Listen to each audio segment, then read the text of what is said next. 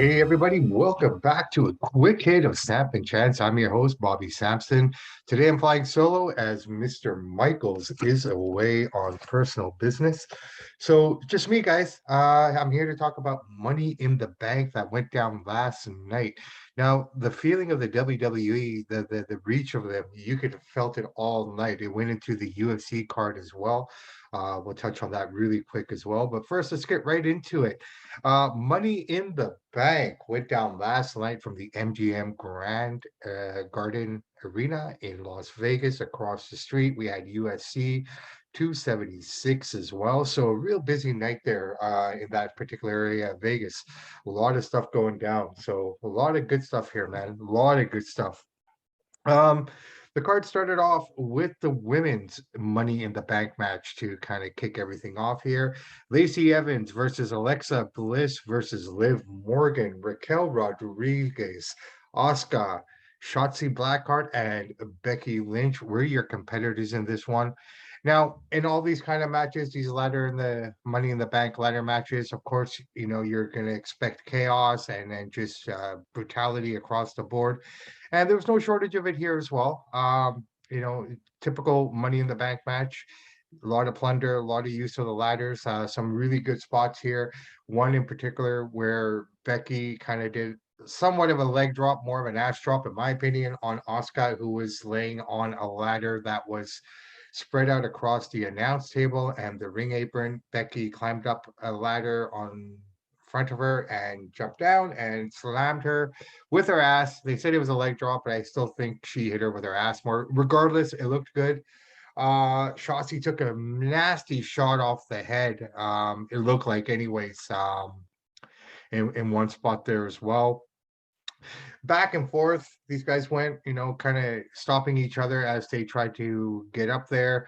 The end kind of came here at this point when Becky started pushing everyone off the other ladders as she was standing on one, and Liv pushed herself back up, got her balance, pushed Becky off, and Liv Morgan wins your women's Money in the Bank.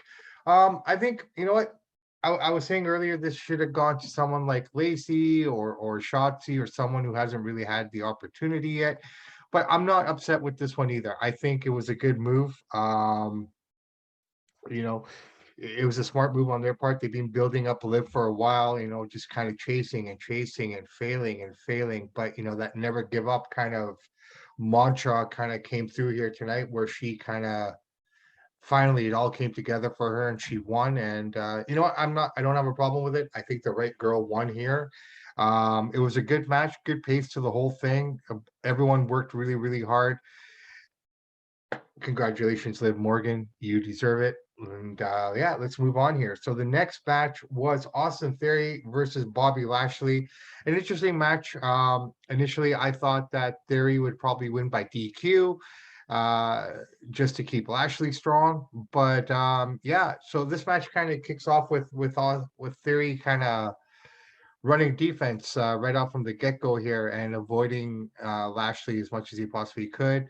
They end up outside the ring. Somehow he gets to post Lashley in, and he gets posted himself. Back in the ring, sorry, pardon me. Back in the ring, these guys kind of exchange blows, change their moves. And Theory hits a really hard punch for a 2 count. That gets reversed and he gets out of it. And basically, we come down here to the finish where basically Theory tries for an 8-count down. It gets reversed into the hurt lock, and Lashley wins. You have a new US champion on Raw, a clean win too. Theory tapped out, which is kind of weird, but then again, the WWE is kind of weird too. The things that you expect are unexpected, and the things you don't expect are reality. So yeah, that was basically that there. Theory losing clean, kind of weird at the moment. Just kind of thinking about what they're trying to do with him and whatnot. But then I'm also looking at it from this perspective. If Reigns is going to be like Lesnar with the titles and show up periodically here and there, and you kind of have to have your Intercontinental and your US champion on each brand being the main ambassadors for the time being.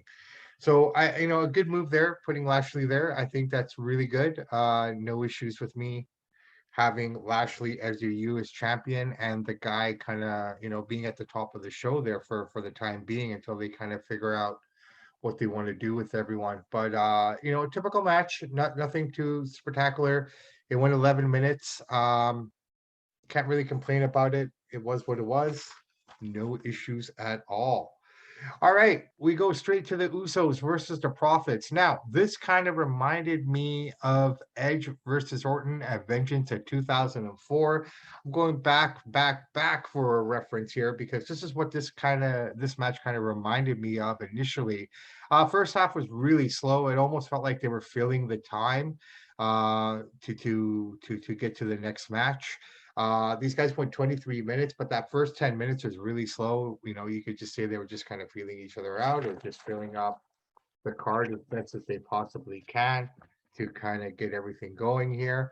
But yeah, nothing less than expected from these guys. High spots, lots of high spots, lots of interactive moves with one another in terms of, the teams working well with one another. And, this basically that's what it was. It was, the Street Profits basically getting a win every single week. And you kind of saw this happening. It wouldn't be a bad thing if they had lost to the Profits either. The Profits would have been a good tag team champions as well. But I just don't think you can take any of the heat that they are carrying right now. That is the bloodline, especially with Roman going into SummerSlam. So I don't know. I don't know who's going to challenge these guys next for the title, but this feud might not be over.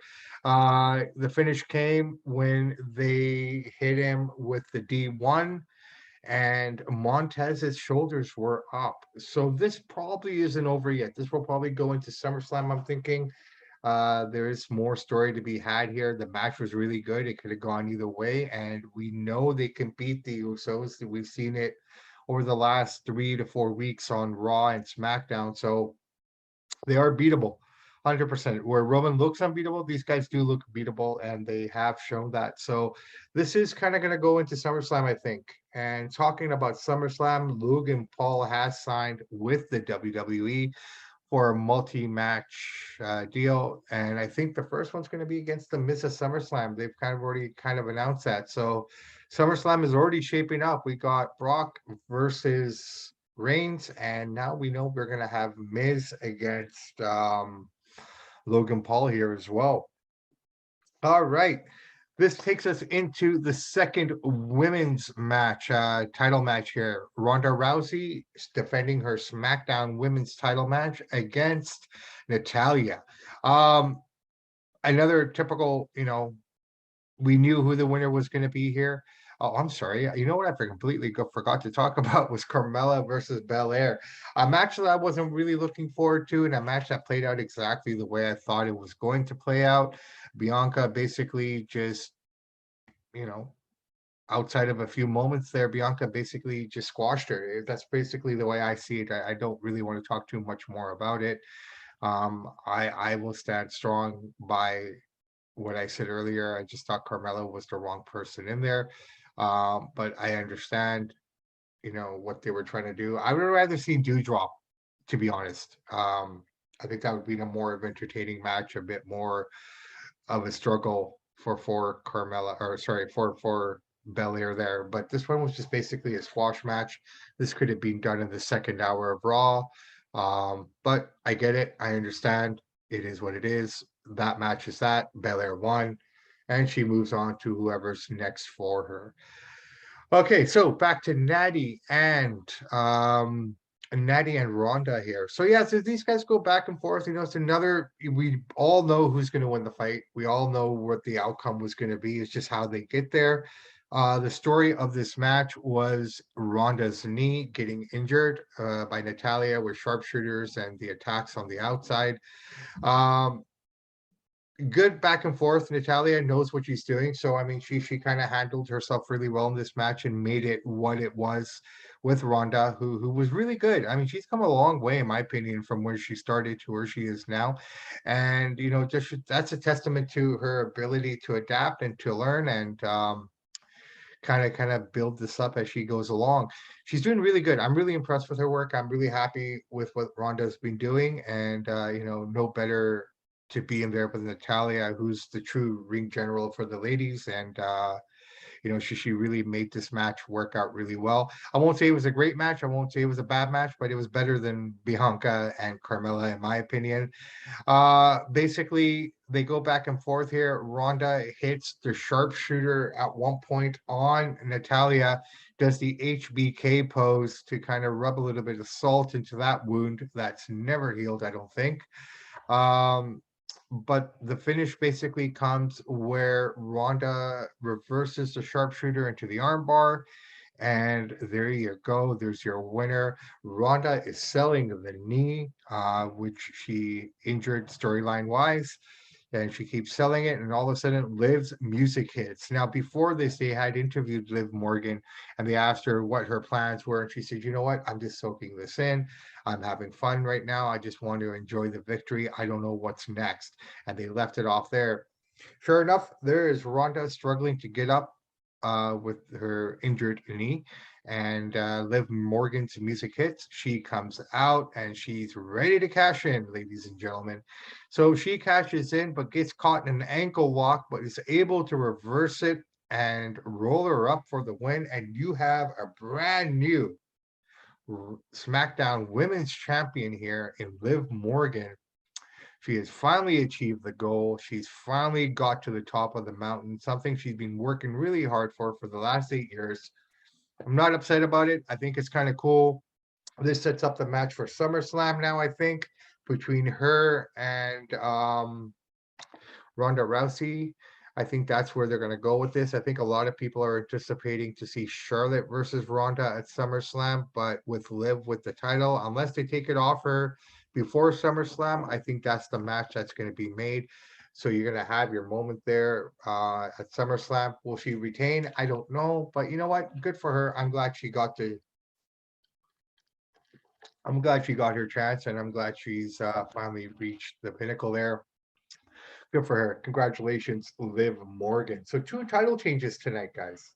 Wow. Didn't see that coming at all, to be honest. I really didn't see. I just didn't think anyone would cash it tonight. That's what I thought. I thought they'd save that for another date, but you know what? The women's match is done. The women's Money in the Bank is over. We have the champion now. So let's see where they go with this. The men's Money in the Bank now is the last match of the night. Ladies and gentlemen, here we go. And these guys are moving at a really good pace. At this point, it's all about 7:30, I think, about. Yeah, so about 7:30 here. So these guys are right on pace here for a 3-hour show. Keep in mind, guys, across the street at this exact time while this show is going on, the UFC 276 card has started over at the T-Mobile Arena. Basically, most of the prelims was competing against the pay-per-view, and I think basically it was the first 2 matches of that card, of the main card, that kind of basically you would have missed the first 2 catches, the Sugar Shane versus Pedro, and the Bam versus who did he fight there? Donald Cerrone. Did he fight? No, was it Cerrone? I can't remember, but there were 2 fights there that you didn't catch that we would have missed in waiting for this pay-per-view to end. But you know what? It ended perfectly because you got the last 3 main fights that everybody kind of wanted to see from the UFC anyways. Alex Pereira against Strickland, and then you had the Volkanovski versus Holloway as your co-main event there, followed up with the main event of Adesanya versus Jared Cannonier, which for the middleweight title there. So perfectly timed out, perfectly paced. So the Money in the Bank for the men, you basically had your 7 guys that were kind of already in this match. Seth Rollins versus Sheamus versus Drew McIntyre, Omos, Sami Zayn, Riddle. And on Friday Night SmackDown, we finally got our last competitor, Madcap Moss, qualified to make the card 7 men. And just before this fight started, Adam Pearce comes out and talks about how excited he is about how the night's gone and how fun it's been and whatnot. And goes, how can we make it better by adding another competitor to the Money in the Bank? And surprise, surprise, Austin Theory makes his way out to become the eighth man in this match. You kind of almost know where this is going to go. So your typical Money in the Bank match, a lot of high flying spots. Sheamus and Drew McIntyre were working back and forth. Just gonna run down some of the highlights for me, anyways. One of the biggest questions here, obviously, was Omos. How are you going to control this guy? What do we do to keep him down? How do we keep him down? Because I mean, quite frankly, at the end of the day, not one guy in there alone could have handled them. So I was just kind of waiting to see how they were going to handle with them. The first time they tried to take him out is when they all kind of took shots at him, got him out of the. I think Drew got him out with a claymore out of the ring. That tumbled him out, and basically they all kind of hit their shots, which brought him down a little bit. And then they basically piled ladders on him to get him out for that little segment of time. And we get back into the ring. Some of the other highlights that I really wanted to touch on was the point where Sheamus Sheamus was pinned underneath the ladder as Drew went up to grab the briefcase. Now, there was a couple instances here where Drew looked like he was going to win. I thought, okay, here we go. Drew's got this. And then there was a moment there where Madcap came out and it looked like he was going to take it. So, I mean, there was some really, really close calls here where these guys really, teased that they were going to win this. And at the last minute, someone came and interfered. And the one thing I liked about this night was where they kept referring to uh Theory as Sneaky Theory, because he was kind of coming, that little Weasley guy coming out of nowhere and trying to cash in at other people's failures. And ultimately that's kind of what happened here. But quickly before we get there, so there was this one spot where Sheamus was pinned under the ladder and Drew was climbing up there and Butch came out like a ravenous little weasel, try to attack him, get him down, bro kick to him, and somehow Drew ends up under the ladder while Sheamus is climbing it.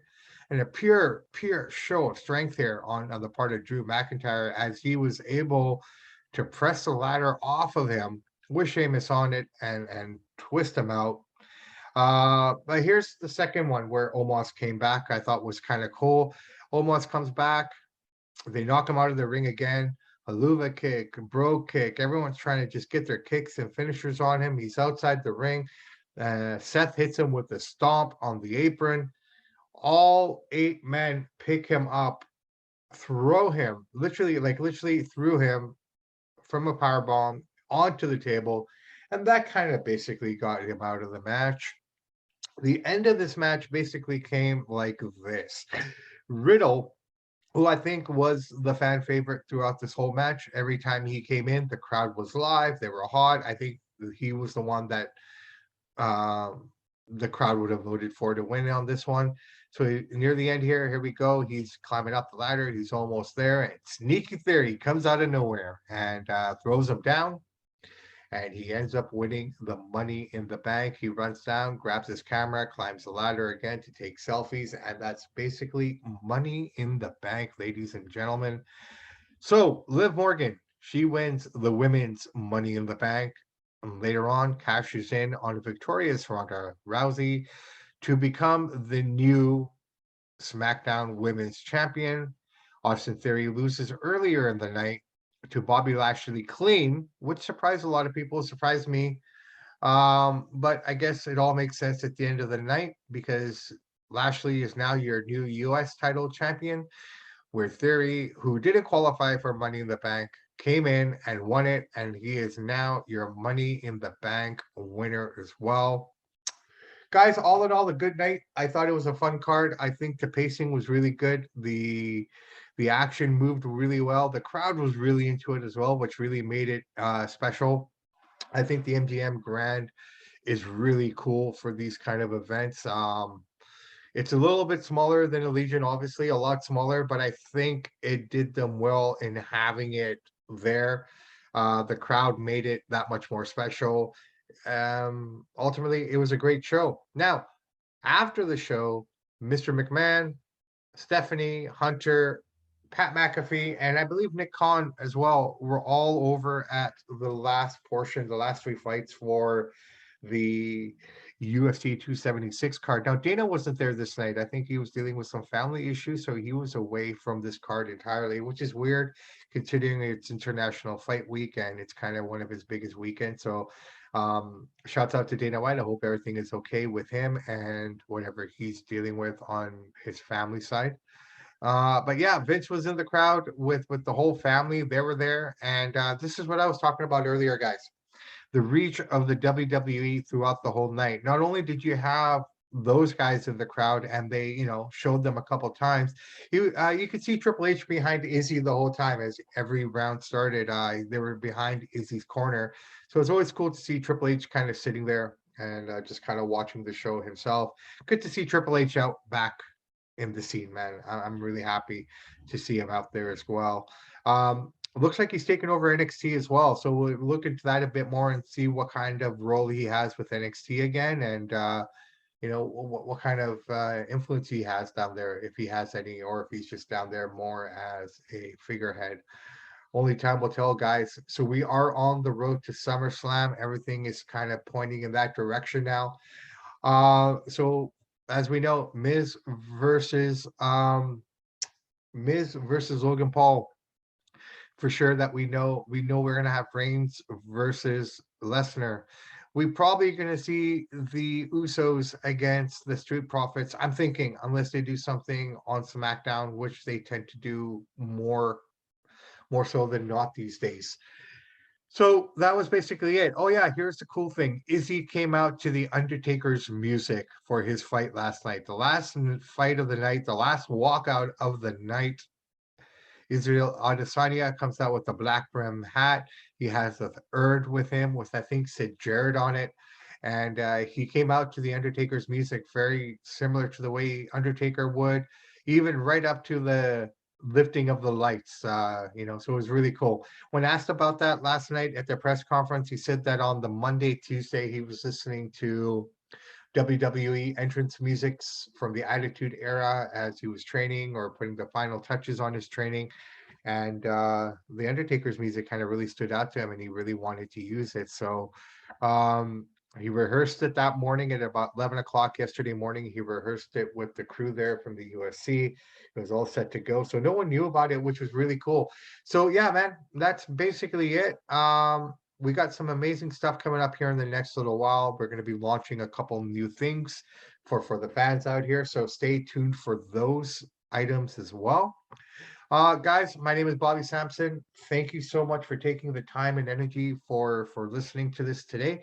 Do remember, this is just a quick hit. We will be back with you guys early next week to talk about Monday Night Raw and more fallout from this particular show and what's happening in the world of professional wrestling. And we will be gearing up with some more boxing talk coming up pretty soon, as well as we start to gear up for the Ryan Garcia fight that's coming up pretty soon. Joshua Usyk too.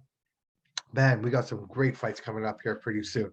So we'll get to all of that and whatnot. So everybody enjoy the rest of your Canada Day long weekend if you're in Canada. And to our fans and our supporters down south, have a happy 4th of July weekend. You're midway through your long weekend here. So enjoy and be safe, everyone. Be safe. Enjoy your time out with your families, your friends, and yeah, we will touch base soon. Remember to like and subscribe and to follow us on all platforms that we are on. And if you can't find us, just go to Samp&Chance, Samp_Chance, which is our Instagram page, and from there you can find our bio tree, which will lead you to everywhere else. So, guys, again, thank you very much for all your time and energy. We love you. And in the words of Ed Whalen, in the meantime and in between time, that's it for Samp and Chance. We'll talk to you soon. Everybody be safe and have a great rest of your weekend. Good day.